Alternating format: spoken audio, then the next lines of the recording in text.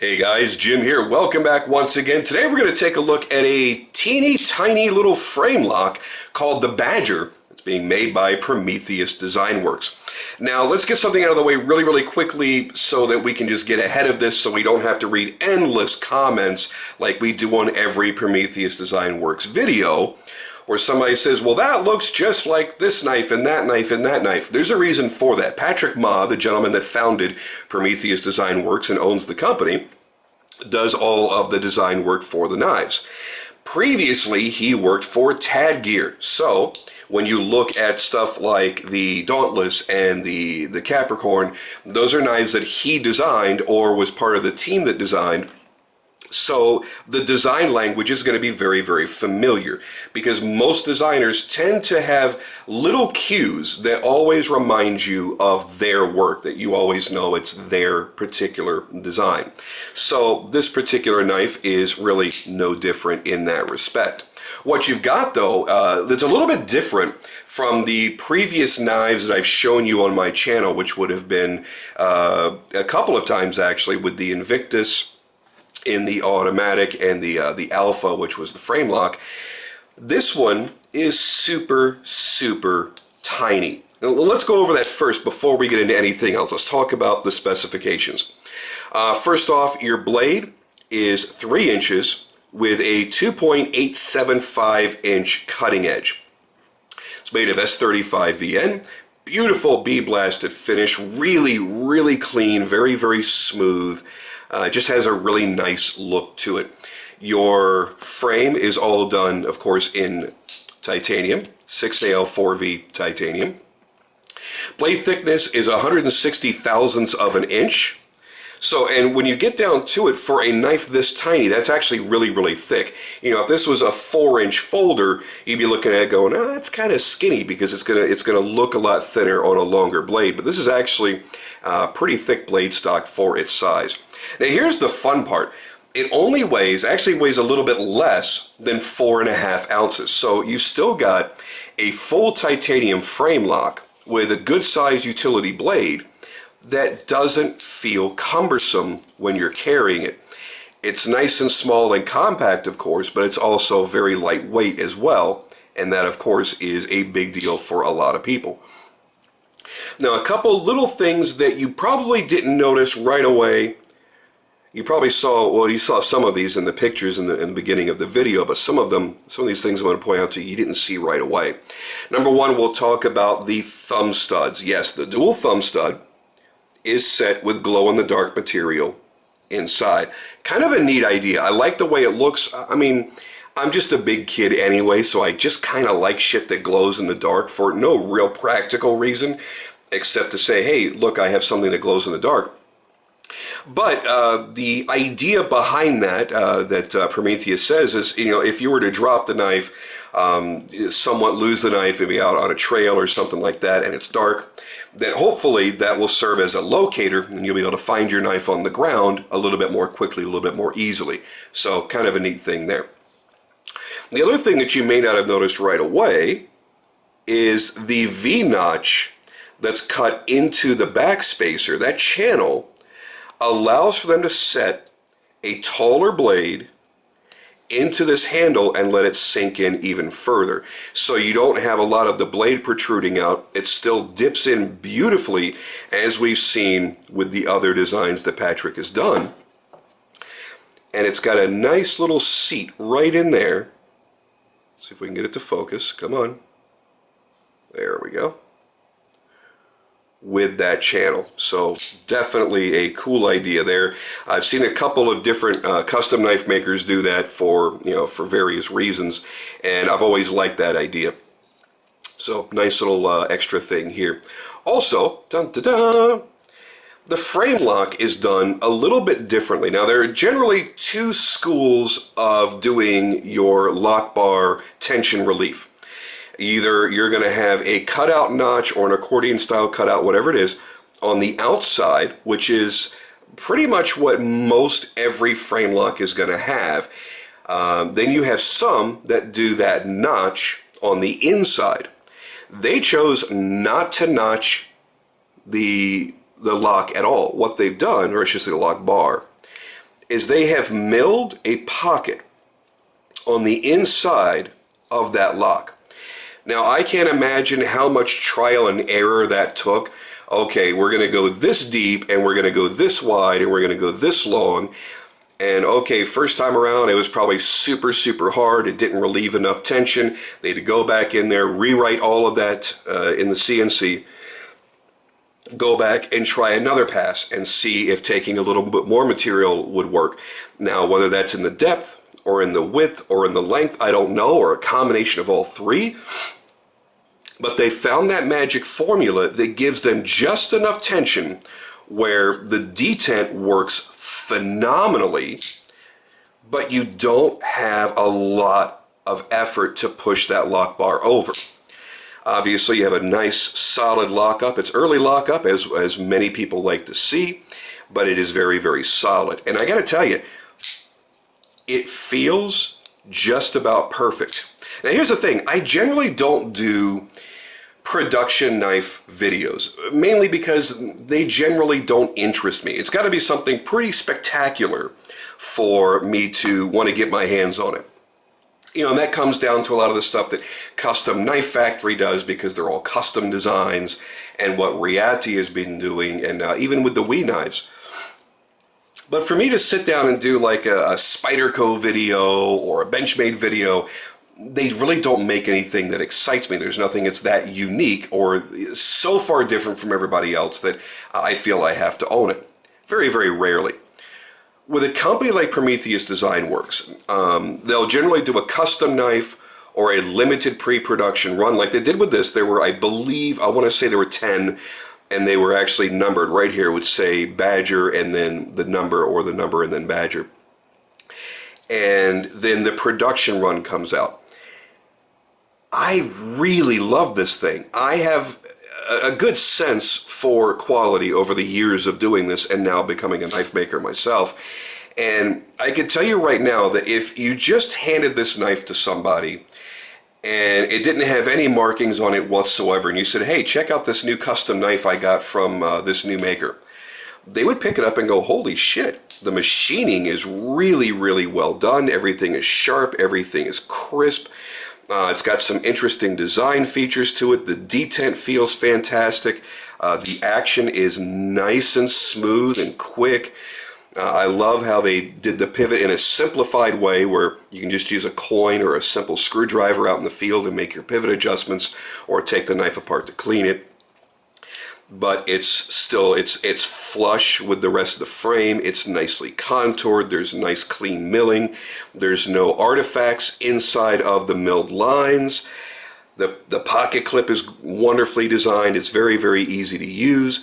This is a really nice design. How much did you pay for it? And that's when you tell them, oh yeah, it's not really a custom knife. It's a full-on production knife that's always available. It's available at an affordable price. Okay, affordable compared to a custom knife. I should put that in there.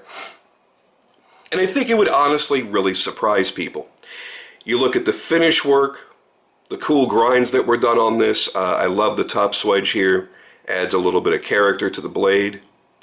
But it's overall just a simple, clean, useful blade shape. And that's probably what most people are going to be attracted to in this style knife. It's a no-frills kind of knife. It's a very simple, basic design, but it's very clean. And it feels good in the hand.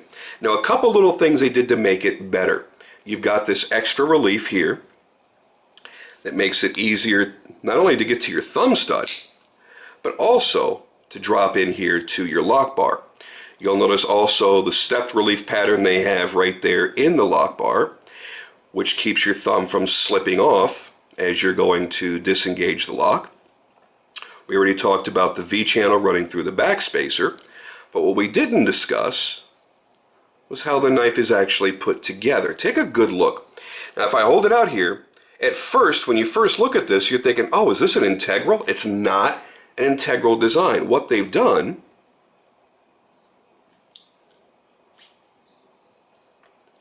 is they have made one standard titanium scale, and instead of bolting that to a back spacer and then to another titanium scale, all of this is one milled piece.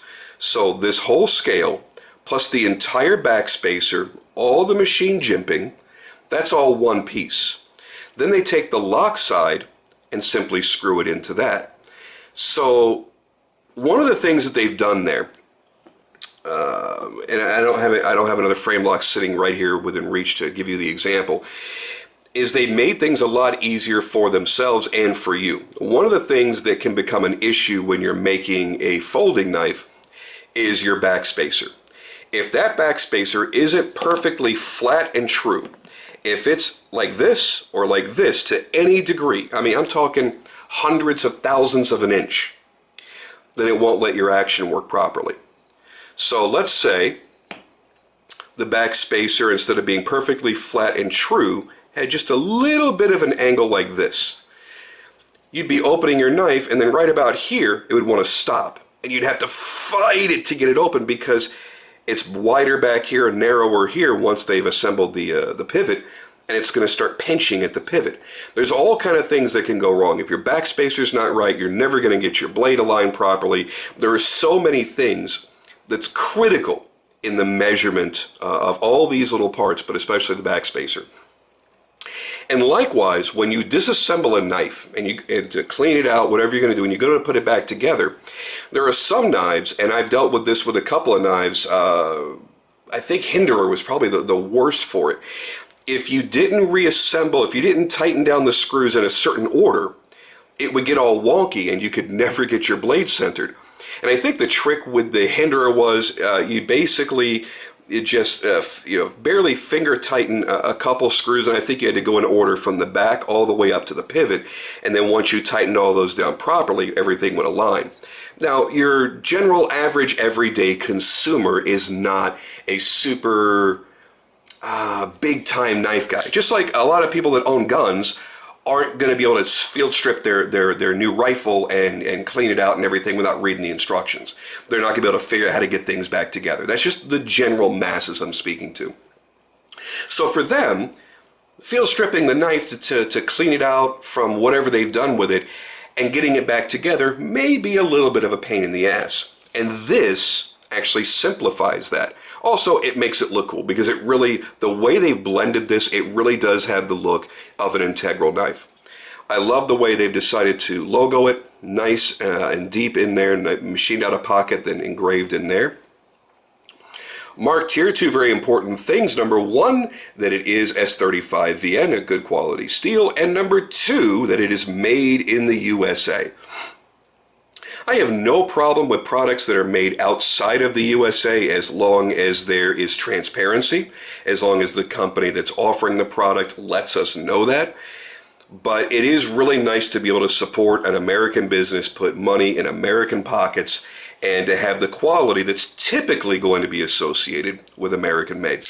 So very nice to see that. Now when it comes to the packaging, you're going to get the PDW brown box with the PDW label over it. That is sealed for your security, so you know that your knife is fresh and ready to eat. We get that open, and inside you have your tactical paper. It's accordion cut, very, very rare. This stuff is probably going to go for a lot of money on eBay in a few years, so don't lose that. And this, which I actually thought was really, really cool, the knife is actually packaged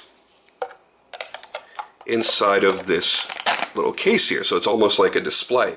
I thought that was kind of neat. You don't see a lot of companies put that kind of effort into their packaging, especially when all they really needed to do was just throw the knife into this soft bedding of accordion cardboard, and that would suffice. That would be totally fine. But this is kind of nice to have logoed packaging. Kind of makes it feel special. So if you were giving this away as a gift, yeah, it's kind of a little bit nicer to have it set up like that. I totally dig that. Get that out of there. So that is the packaging as it comes. And I think there are stickers and stuff like that that I just didn't keep with the packaging here for the video. But as far as the quality of the knife, it's fantastic. The carryability, well, even though that's not a real word, we're going to make it a real word for today. As you see, it is quite a bit smaller than the Invictus Automatic. And it's not really that much heavier. Remember, these were aluminums. They were very, very, very, very lightweight. But this is not that much heavier than this because your blade is a little bit shorter. Blade stock looks like it's... Is that about the same? No, blade stock is a little bit thicker. I do prefer the jimping here over this jimping. They both seem to have the same effectiveness. I just like the finer detail, the finer look of this style of jimping. I just think it makes it look a little bit more refined, a little bit more expensive. But when it comes down to carrying the knife, this is actually very, very easy to carry. Nice and small, very small footprint. Get that closing out of the way. I like the balance. I like the overall feel of the knife in the hand. Feels nice. I mean, this is not obviously going to be your first choice for a last-ditch fighting tool. This is really going to be your EDC knife. As far as being, you know, tactical and all that, yeah, sure, it has a tactical look to it. You've got jimping. Anything can save your life in a pinch. I mean, you could use a fucking pencil if you had to. But when it comes down to it, this is really going to be an EDC utilitarian style knife. You want to cut paracord, you're going to go out into the woods, and you want to grab something quick. You left your big fixed blade knife at the campsite, and you just need to cut down something real quick. Boom, you got this right there with you. Whatever daily things that you run into, even if you're just kind of a suburban kind of dude working in an office, and you very rarely do things besides cutting open boxes and shit, this is going to be a great knife for that. The blade shape lends itself well to all kinds of cutting tasks, and even doing selective cutting and chopping, because you can rock it right on that edge right there. Nice little belly right there. And it doesn't look like an overly wicked, mean instrument of death. Listen, there are just certain people and in certain environments where you can't pull out certain knives. I've got some knives that are very aggressively designed. I like that sometimes. Not always, but sometimes. But there are definitely people that I can't pull those knives out around. Something like this. This is really the classic look of a pocket knife. Something that, you know, maybe somebody would associate like a Boy Scout carrying or something like that. Anyway, it's non-threatening. It's just a nice, clean little pocket knife. Because it is smaller, it's going to be easier for you to carry, less likely for you to leave it at home. If all you've got are big 4 and 4 1/4 inch blades and you're running out in a pair of cargo shorts and flip-flops somewhere real quick, you might not want to carry one of those big-ass heavy knives on you. So instead of going out without one, you've got this little guy tucked away in your pocket.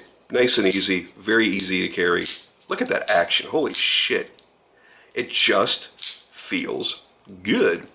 And again, the glow in the dark dots are set into both sides, on one on each thumb stud. So it's got a little bit of that cool factor going on there. Let's see, is there anything that I have forgotten to talk about here? We talked about the lock bar pocket, all that kind of good stuff. I think it's pretty much it. So if you're looking for a good knife that has all the features of a classic folder, you've got plenty of jimping so that you can hold on to it in any handhold. It's not going to slip out of your hands if your fingers are wet or dirty or muddy and you're doing some work. You look for something that's a good hard use folder. This is, as they're proclaiming it in their advertising, a stout, compact folder. It is stout. It feels tough. It feels like it can handle pretty much anything that you throw at it. And having the extra nice touches, again, the design is an important thing. To have the extra little grip, the little step down machine that's been done there, makes it easier to disengage the lock. If you look at the step down machining that's been done on the thumb studs, it's easy to hit the thumb stud without your thumb slipping off. Easy to work with the pivot. I mean, there's so much here. I mean, really your adjustment's going to be always from the lock side, but I'm fairly certain that if this were to get loose while you're out in the field, you could very quickly take a dime and tighten that right back down. But yeah, it's pretty much got everything that you'd want for an EDC, and nothing that you don't want. No goofy design, no fucking serrations and stupid shit. just a nice, clean design knife. So hope you guys enjoy it. It's supposed to be dropping today. I'm uploading this today, a little bit late, unfortunately, June 28th, 2017. It's supposed to be dropping on their website today. So go check them out at PrometheusDesignWerx.com. Remember, they spell Werx in a hipster, cool, millennial fashion. It's W-E-R-X. So Prometheus Design, W-E-R-X.com. And you can grab one for yourself. Hopefully you guys enjoyed the video. I'll get back at you as quickly as I can and get some more uploaded.